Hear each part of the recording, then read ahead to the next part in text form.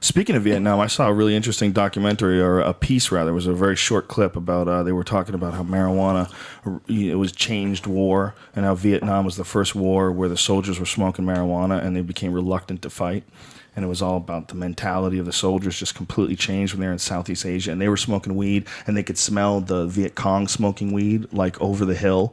Like, they were, like, close enough to each other to smell each other's weed. Shut up. Yeah, and one guy was talking about how there was one time where he was high, and he had seen this Vietnamese, this Viet Cong soldier, and he knew that that guy was high, too. It's like they looked at each other, and they knew they were high. Just started. And they knew they didn't even know each other, and they're going to shoot each other because, you know, some fucking people in an office somewhere say that this is how it's supposed to go down. But those Vietnam guys were the first generation to hear stories about war. Yeah, like because their dads came back. My grandfather came back from World War II, and was fucked up, like, and they didn't know that you could fix it. They just thought, well, that's what happened to my life. I was 18 and it just switched, and now I'll drink beer in the garage by myself. Well, they don't know what to fix it with. Even though what they're doing now, they're really taking the long way around. What they really should be doing is giving these soldiers, the ones, you know, that want to do something about post-traumatic stress disorder. I mean, you shouldn't impose it on them, but giving them ibogaine.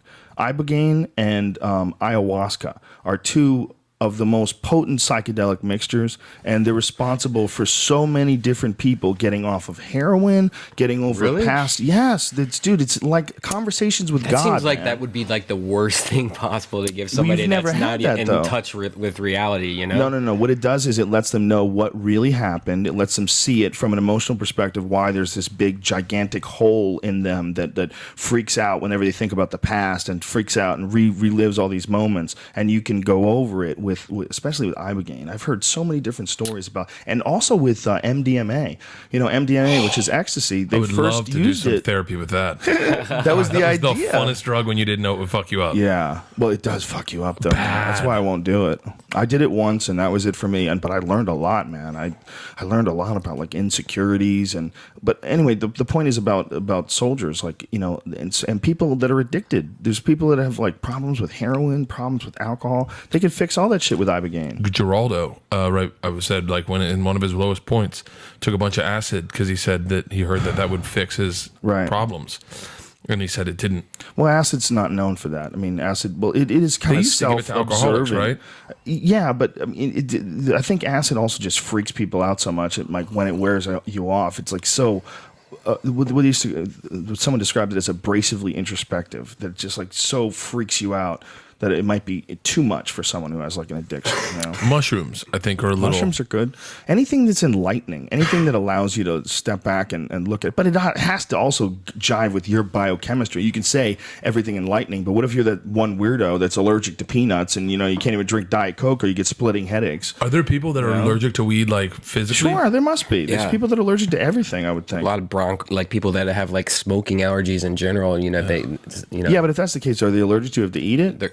Or what about vaporizing? Vaporizing still has smoke in it. I don't care what people say. Yeah, but it doesn't get hot enough to smoke. That's the whole deal. But you still cough from it. I don't cough from it.